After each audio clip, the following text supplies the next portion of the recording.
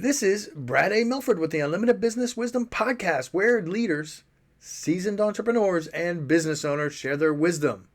It's straight to the point to respect people's time, and because we know knowledge and wisdom turn to business possibility, and possibility mixed with support and action become reality. In this podcast, we discuss leadership, sales, marketing, operations, team development, quality, and finance to drive sustainable results and everlasting impact to make the world a better place. Thanks for joining us. Hey, John, welcome to the Unlimited Wisdom Podcast. So glad to have you here, and I can't wait to hear the fascinating topics you speak into.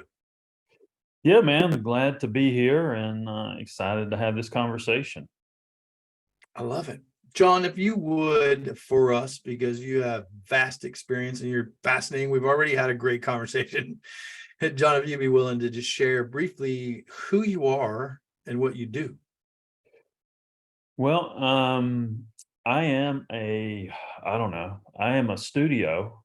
People kind of refer to me sometimes as a manager, a producer, but in reality, because of technology, I've created really my own type of studio that would have ran like a 60, 70 studio when Clint Eastwood went into Paramount, and they had, marketing in-house, they had production in-house, they had PR in-house, they had distribution all in-house.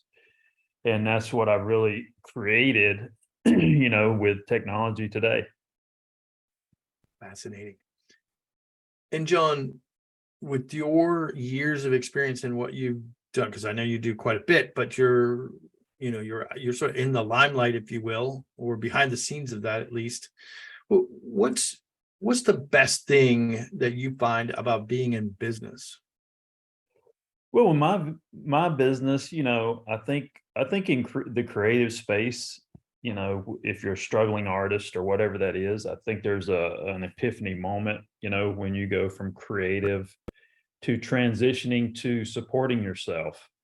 And I think the mindsets are different, because when you're trying to make it, and you're only thinking about what you need to do, what you need to create or whatever to get into the creative space, the entertainment space.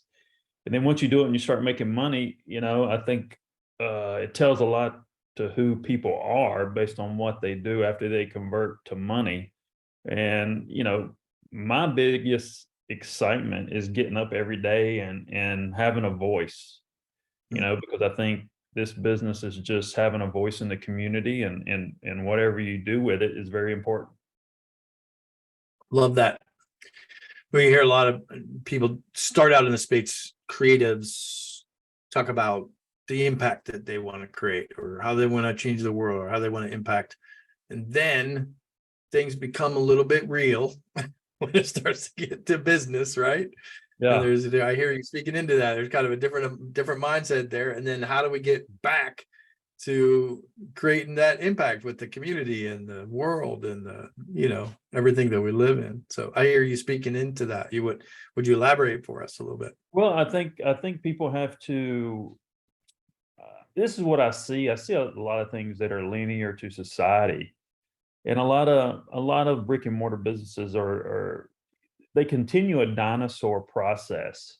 A lot of them in entertainment continue a dinosaur process, and even in mainstream brick and mortar, I think mainstream businesses are 20 years behind in functionality, because I think a lot of them hide behind that brick and mortar, that veil of which they've established for the past 20 years, right? And they use that as kind of a crutch to enable them to do what they want to do. And I think we've got to a point right now where there's no more narrative left. There's no more bullshit left.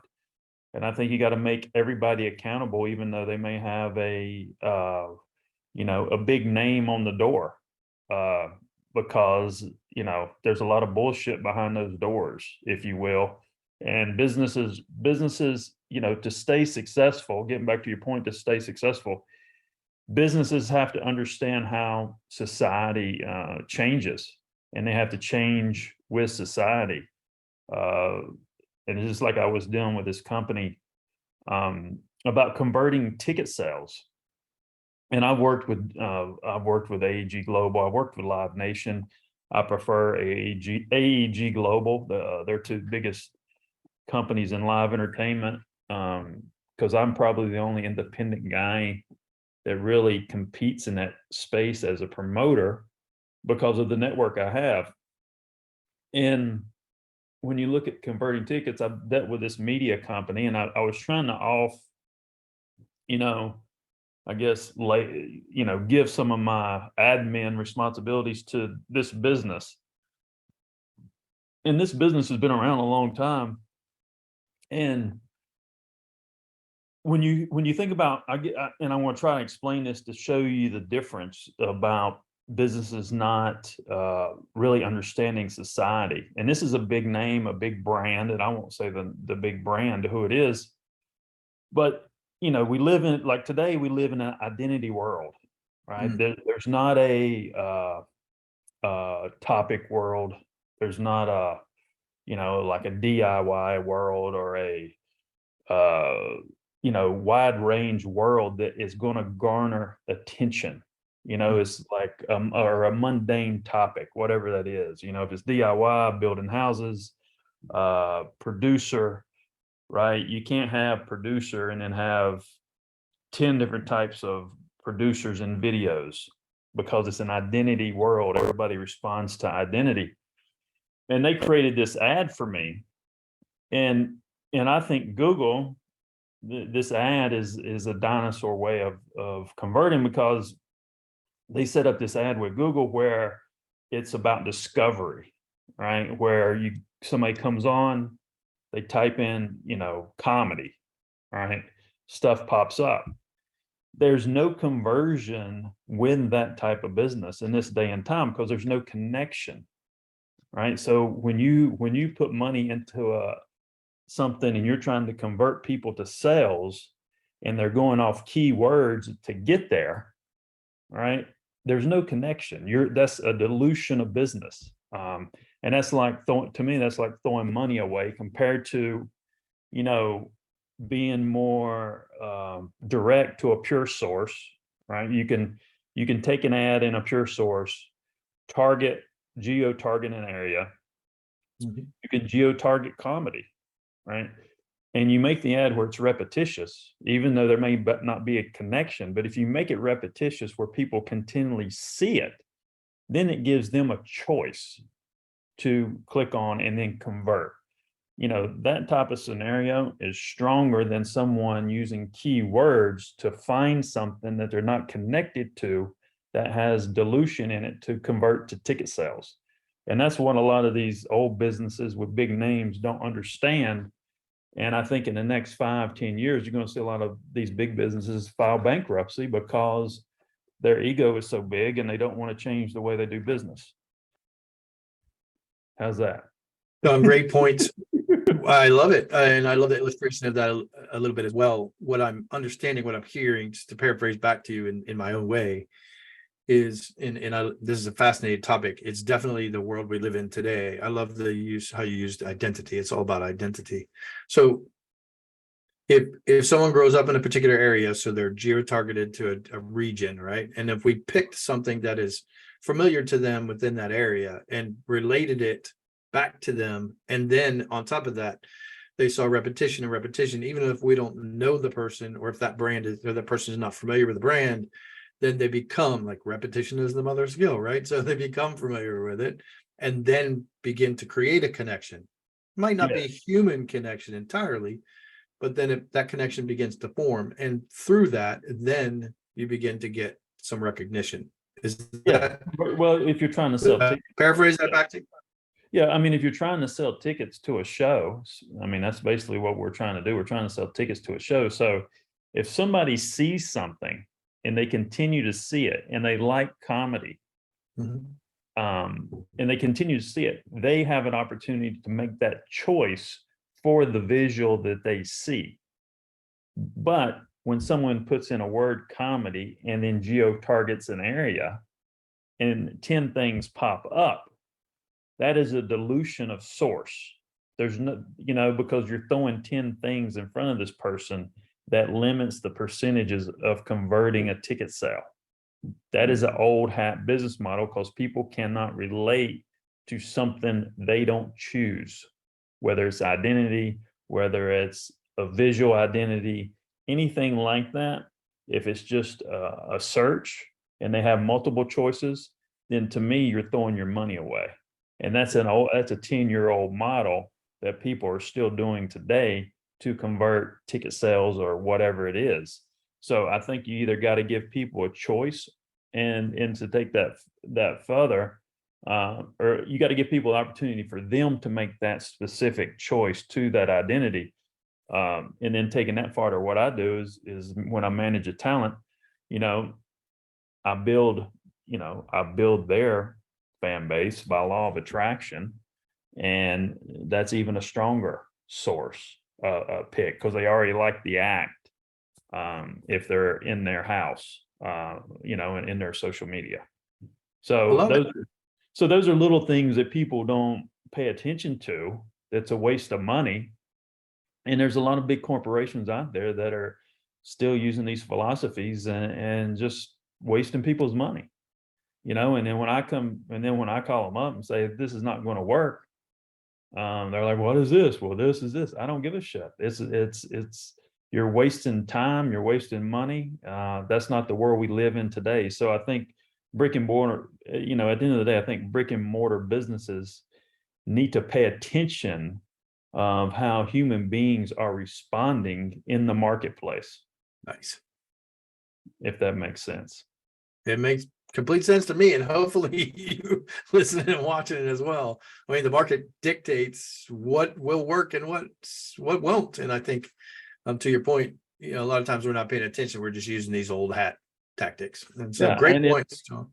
And the other thing is, I created this thing called finding a perfect audience. Mm-hmm. Right, and it's a process, and this is linear to the universe. It's a process by law of attraction. In creating a pure source, because when you look at a corporation, there's other facets of this you can talk about that I see as a dilution of money and so forth, when people could do this themselves and save $2 or $3 million a year on their annual budget. Let's say if somebody comes in and you hire an outside source training company to come in, they do a 100-person case study, right? And they go in, they do the training. And usually these training companies, no matter what company they go to, it's A, B, C, D. Same format, same formula, whatever. And they're hitting people over the head with this absolute that doesn't work, because when you hire this training company to come in to train your employees, this training company has, even though they did a 100-person questionnaire, they have no idea what the sensibilities are of your business, right? So they're training you on an old model, an old hat, instead of coming in, analyzing the environment, analyzing the fans, which that's another dilution, because most businesses are off 20 to 30% on who their true customer are. Those are, to me, waste, that wastes money. Right. And you can say that with a marketing, and same thing as a marketing firm that's going to create content for you that is going to communicate to your customer. So you hire a big marketing firm, they do a 100-person interview. They come in, they think they're the greatest in sliced bread. They have egos, and they're disconnected with your business, and they have no idea what the sensibilities are who your customer is. So I determine that is a lot of people in these bigger corporations, they appease industry or appease their own environment, and they forget who's paying the bills. And that's why when I say that there's no more bullshit left, that's where we're at. We're off 20% here, we're off 20% here, we're off 20% here on all these dilutions of business, because they're not coming from a pure source. Or if your CEO likes fishing and he wants to do a fishing commercial for your business. And there's no law of attraction at all to who the true customer is for his business. That's just an ego decision. So these are all the things that people need to understand and people need to adhere to, moving forward. And, that's why I say everything needs to be, birth or rebirth, or reset, redo or redo or create, and you can, and this is the other thing that leads into, and lucky for me, I created a process that can do that. And with content, communicating with content and using law of attraction to determine a pure source on who's paying the bills for your business. So now if you understand that everybody, it seems like in the world right now, are forgetting about when you think about AI, everybody's having this knee-jerk reaction about AI. Well, the problem is AI only responds to what data it receives.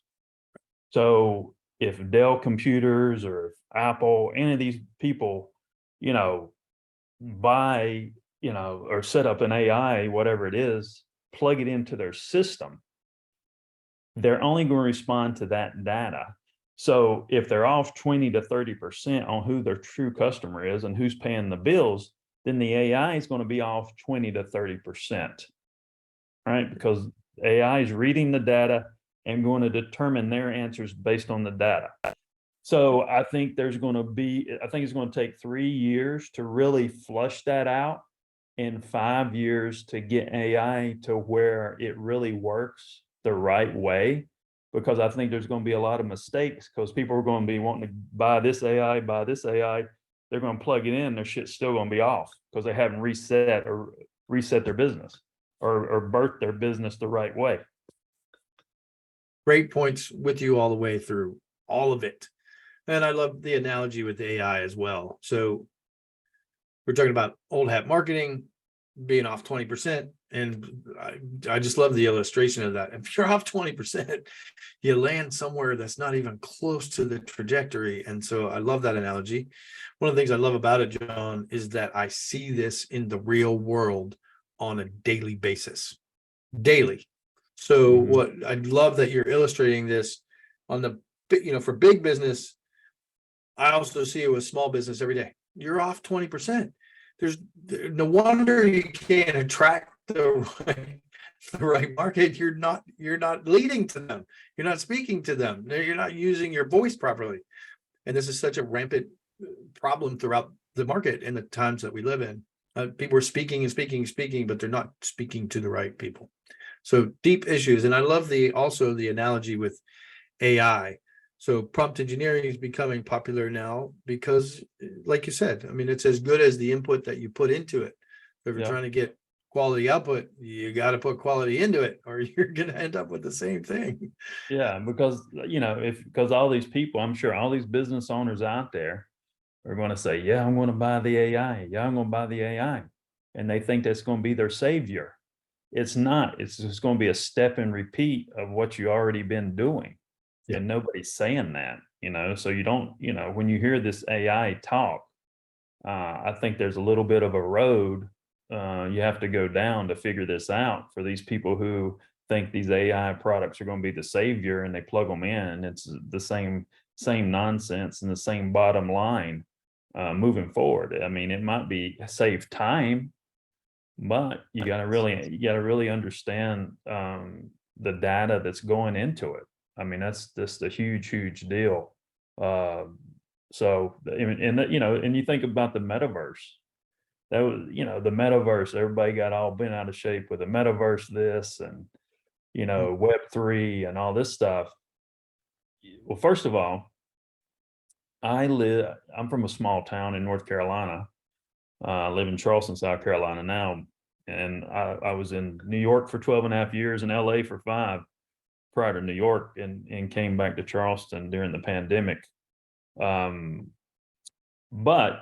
when you think about the metaverse and in my town in Rutherford County, there is in Rutherford County, North Carolina, there is a storage facility, a Facebook storage facility there, and it's like a military base. And that one storage facility, they have these all over the world to store Facebook's content. So you take one of those storage facilities and times it by 10 for everyone they have around the world. And that is the storage they will need for this metaverse to work properly. So I don't know if Zuckerberg, hopefully Zuckerberg wasn't that stupid, but hopefully he was just trying to test the market.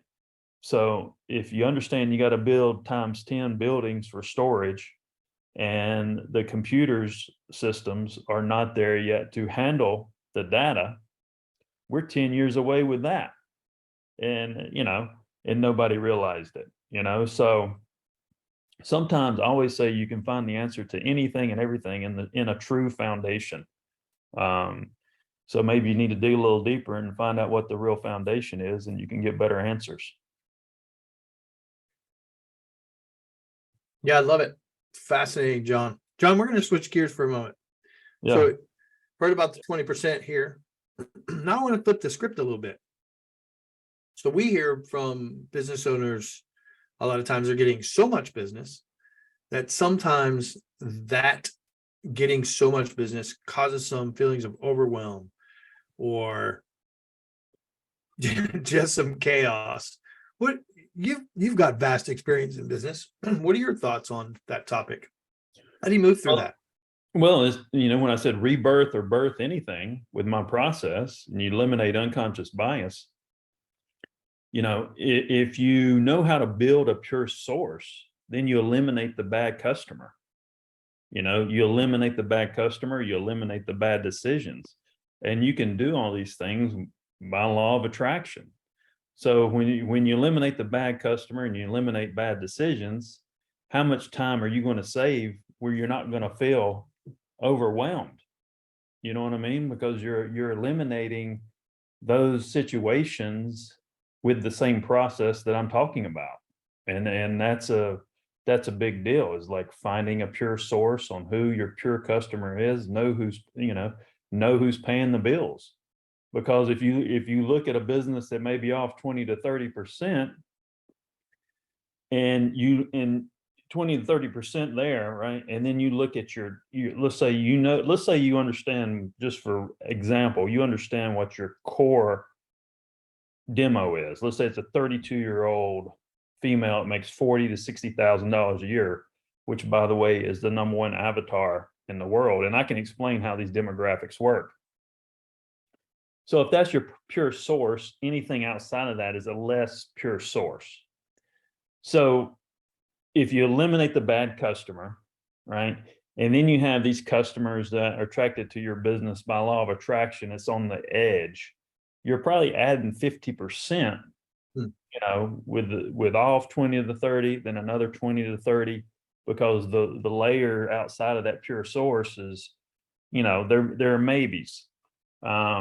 A maybe customer, you know, that's probably 50% of your time right there. Yeah. You know, so when you can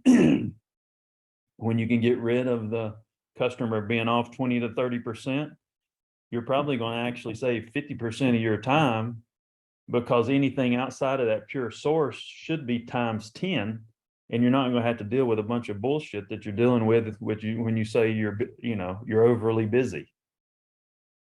With you all the way, 100%. Exactly what you're saying. It really comes down to the fundamentals, the Pareto principle, trajectory, core, you know, getting down to brass tacks, the core issue.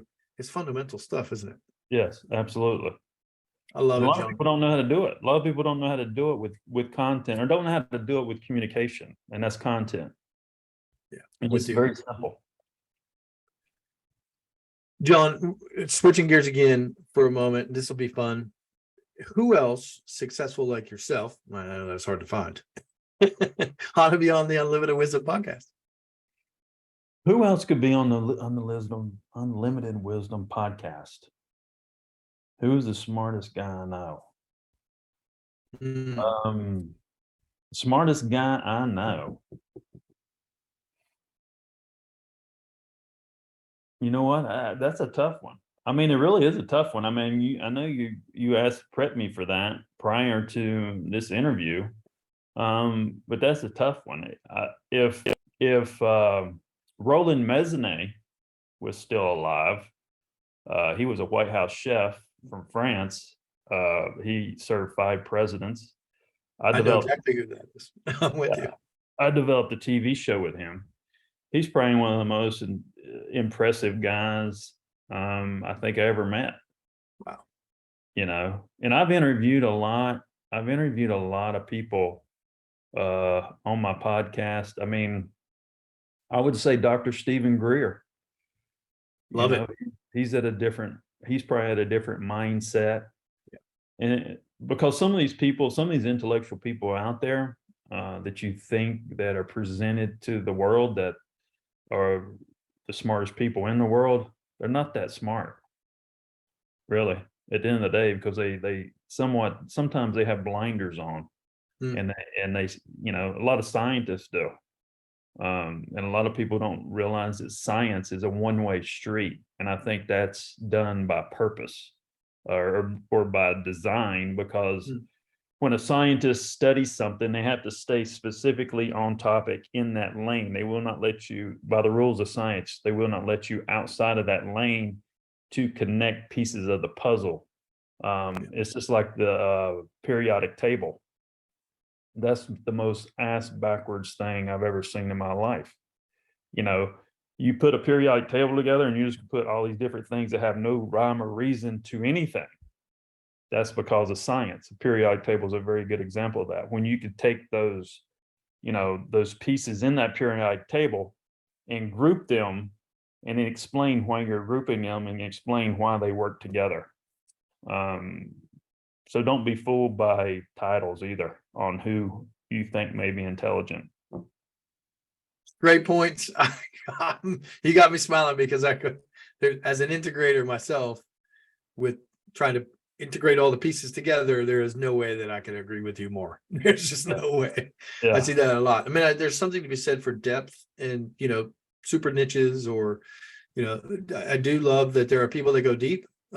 But I agree, and I understand exactly where you're coming from. A lot of people who spend that, that time in mastering that discipline, they don't know how all the other disciplines integrate with it. So I love that. Exactly. Yeah. And great points. Because the universe was created linearly. I mean, and I have quantum physics and things coming through all the time. But and this is probably another story, but I could show you how creation from the universe to the earth is mathematically tied to the human body.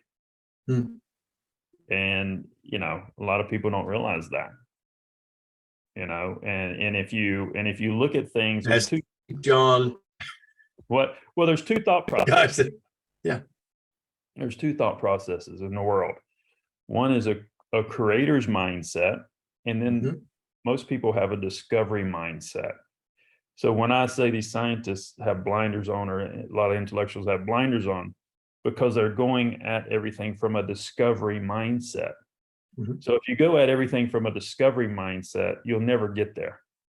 But if you go at something from a creation mindset, which is the foundation and the pure source, then you can get to things a lot faster. Love it. I love your perspective, my man. All right, we're gonna reel it in. We're gonna get to the crux of this. This is a question that's really important, John. From your vast knowledge and experience in business and all the things you've done, what's one piece of advice that you would give to other business owners? I would say just like in life, find yourself.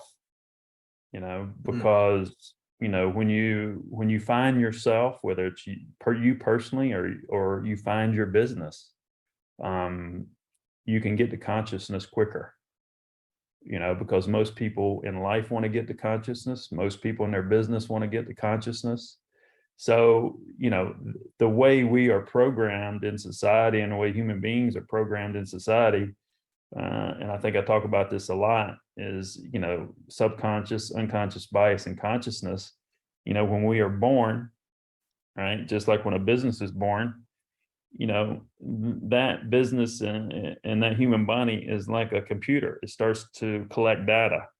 I mean, obviously, obviously in a business, the building and the environment brings some type of attributes to the table. Just like if you're born, the environment, brings attribute, and your lineage brings attributes to the table. So you have to understand those first. But whatever data you're collecting in a young infancies, right, that's a big deal, because when you get to a certain point, talking back to where I was talking earlier, you get to a certain point, these egos start responding to things based on how you're programmed through your unconscious bias. And it's something that's innately done that you don't recognize because you are programmed this way.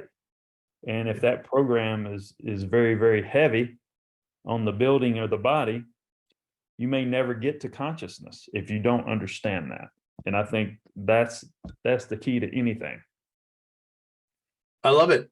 I mean, you're getting really to the core there. So I feel like somebody a long time ago said, know thyself. You said something similar, find yourself.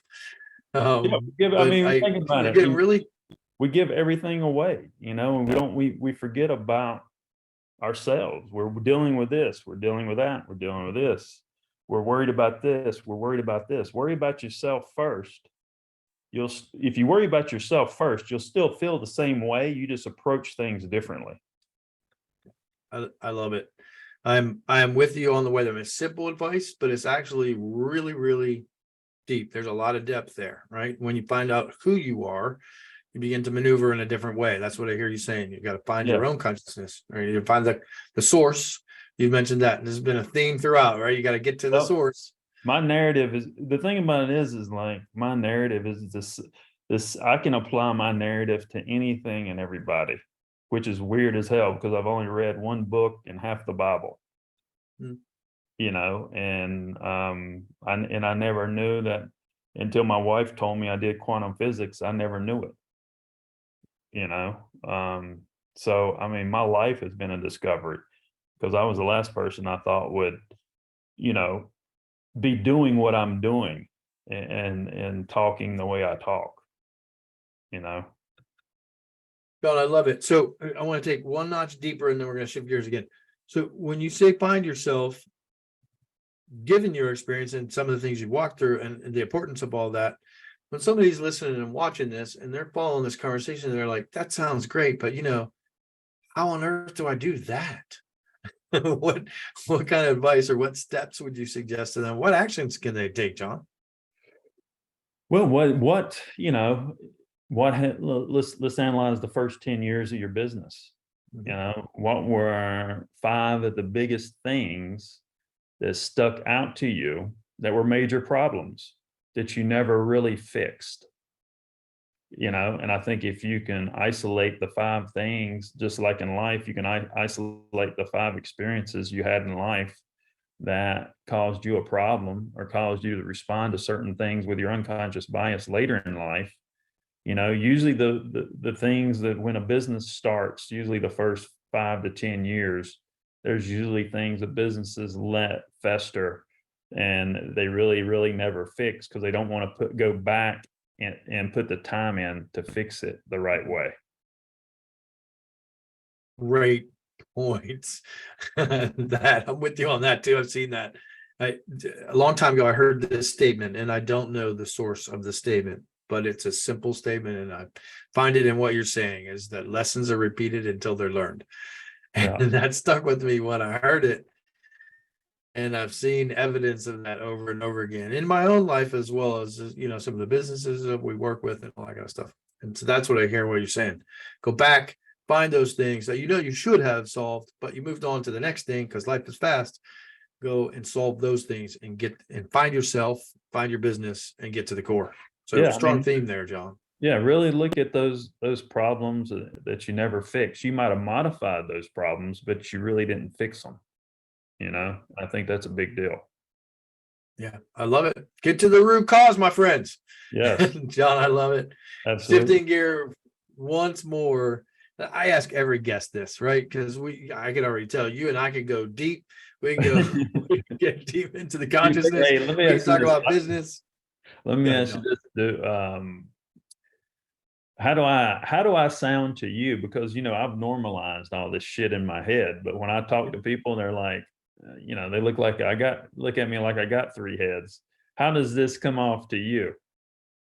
I put that to the people listening and watching. So I want to encourage you, if you're listening and watching right now, answer John's questions. I'll answer it for you too, John. But Yeah, answer his question, put a post in the comment, reach out to him and let him know, hey, this is what it sounded like to me.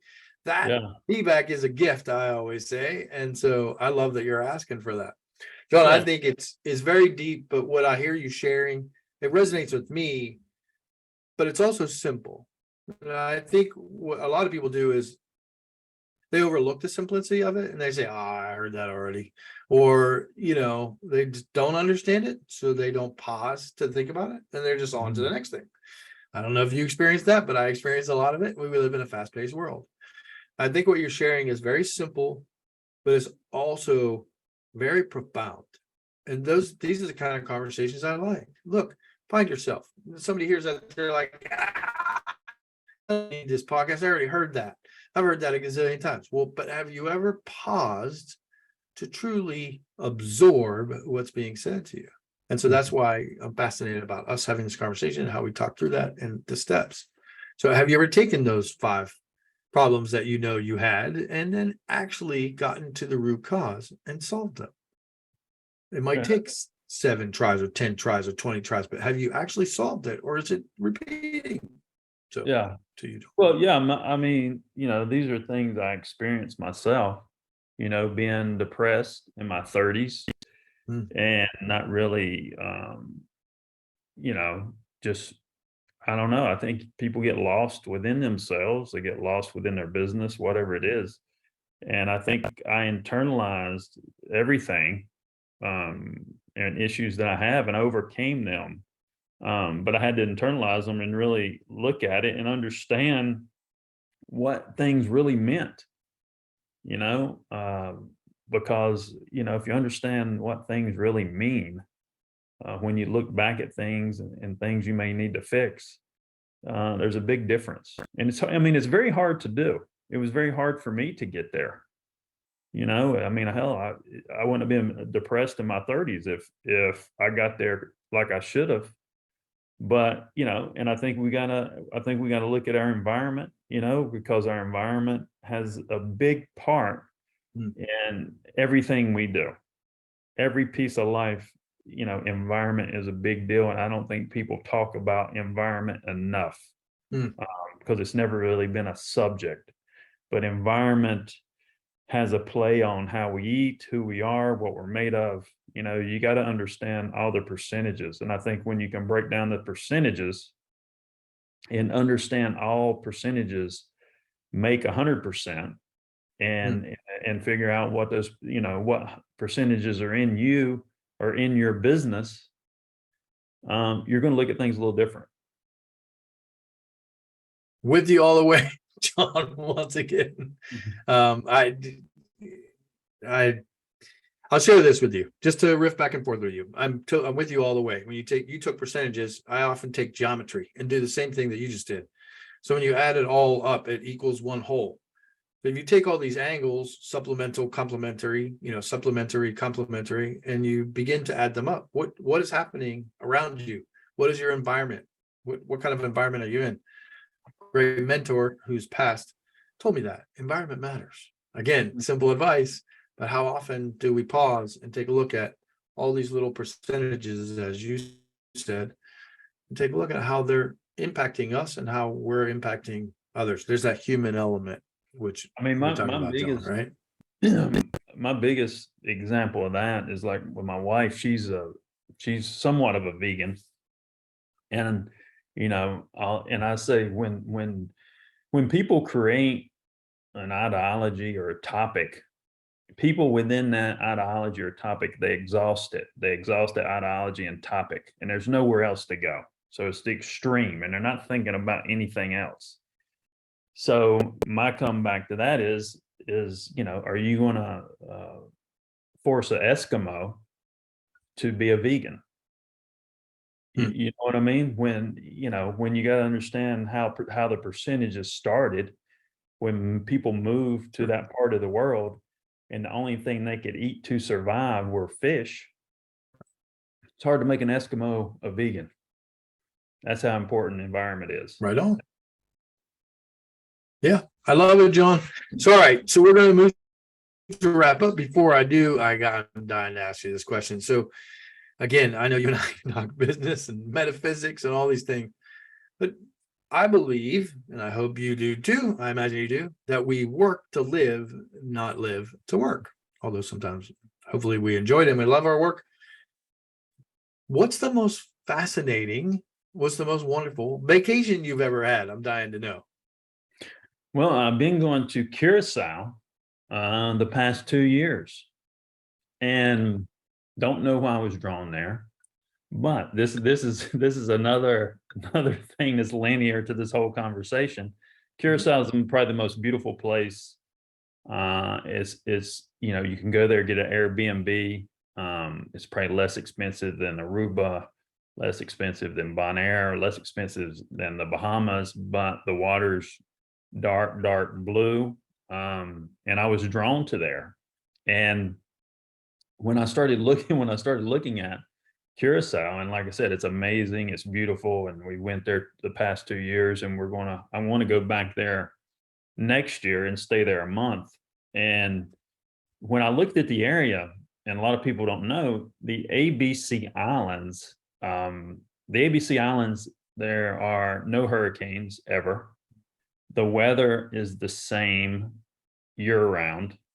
There are no predators in the water. There's never any shark attacks. There's no predator on those islands. So a good lawyer told me I'm too old to believe in coincidences. And going back to this conversation, when I looked at it, when I figured out that the foundation of this area, that the density of the stones and minerals in this area are the densest minerals in the world. So that vibration it's putting out in that area creates this non-violent area. So when you think about that, you reverse engineer that, and you talk about an area that has the most densest, you're on top of the most densest mineral, because those islands were made by volcanoes that were in the sea underneath the water.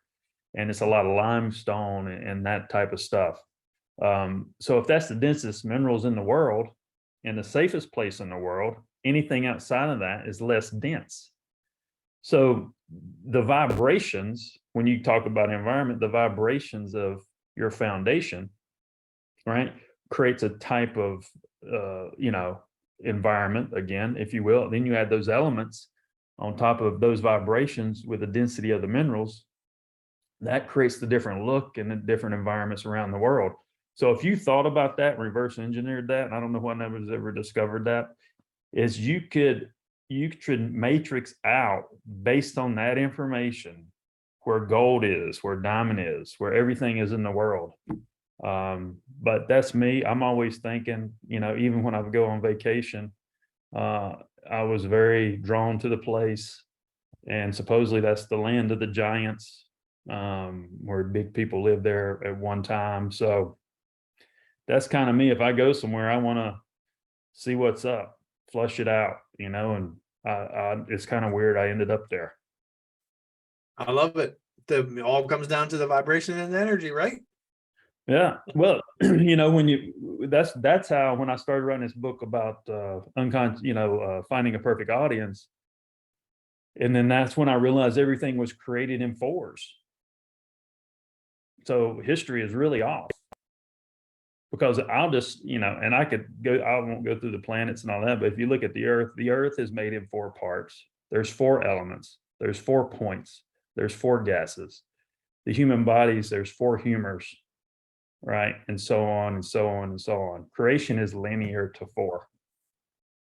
And I'm still— Sounds like some people in Discovery might have been about 20% off, John. Yeah, I mean, the way they say the the way they say God created the universe is a little off. And I believe in God and all that, but I think some of the narrative was to people's benefit. John, I love it. Now, I appreciate your time. I appreciate you taking a chunk out of your day to be here. You could be helping clients target the right 20%. Yes. But you took some time to be here and to serve, and I appreciate that. So when somebody, actually, before I go there, we're going to give them your website and how to reach out to you, but would you be willing to share, you're working on some fascinating projects with some fascinating clients. You don't have to throw names or anything, but talk to me openly about what you're working on, how you're serving, and so that we're sharing with the people listening and watching so they understand what you do a little bit better. What kind of campaigns are you working on right now? Well, when I moved to Charleston, South Carolina, I've done about 500, we'll say 600, 580, 600 live shows around the country. So right now we're trying to dive into live entertainment here with the Coliseum, 𝐒𝐫𝐸 global venue. We just put an offer out to Chris Jansen. We're going to put an offer out to Riley Green, Ernest, and Bailey Zimmerman next year for first quarter. So we're really focusing on that. We have a national tour with comedian Southern Mama going on right now. We've got some big shows coming up this month. I go to 𝐏𝐫𝐸𝐾 Friday, and then we're in Atlanta, then we're in Knoxville, and then we're in Mobile. And then I'm doing my podcast. I'm creating content every day, and we're one of 30 companies in the world. It's a meta media partner, and we just became a live creator network agency for TikTok. And so we're looking on scaling that as well. And we got the Harbor Entrepreneurial Association over here next to us has offered us a studio, which I'm going to try to create 4 blocks of time in the studio, at least 5 days a week, where creators could come in and do a live show for free and give them backdrops, give them the equipment, give them the stands. So we're working on that. We met with the head of economic development with Mount Pleasant, head of economic development with Charleston County, and they want to back us. So I'm inspired again, and I'm excited. This is a new challenge, and hopefully we can get it done. I love it. John, thanks again. And thanks for, just sharing with us like some of the stuff that you're working on. When somebody watches this or they see this and they're like, that John, he's fascinating, I've got to reach out to him. What's the best way for them to contact you or reach out to you? I mean, you can, come at me at my Instagram. It's John 𝐒𝐫𝐸𝐾𝐫, 𝐾𝐫𝐶𝐚A. Or you can just go to bangproductionstv.com, and there's a lot of information there. You can reach out to us. Of course, you can reach out to me on LinkedIn. So just, website, LinkedIn, Instagram, Google John Edmonds 𝐏𝐫𝐸𝐾𝐫, and a lot of things will come up, and look forward to hearing from you. I love it. And of course, we'll have the links down below for you. John, thank you so much. I celebrate you for taking a chunk out of your day and being here with us. So thanks for being on the Unlimited Wisdom podcast. All right, sir. I appreciate it, man. This is Brad A. Milford with the Unlimited Business Wisdom podcast, where leaders, seasoned entrepreneurs, and business owners share their wisdom. If you're looking for more on leadership, sales, marketing, or operations to drive team development, higher quality, and high-level sustainable profits, we encourage you to join the Built for Brilliance community on Facebook, or reach out to us about one of our mastermind groups, coaching or consulting, or even fractional COO services. You can reach us at buildbrilliance.net/contact. We thank you for listening, for sharing the show, and appreciate your rating and reviews, as this makes more shows possible. Thanks for joining us.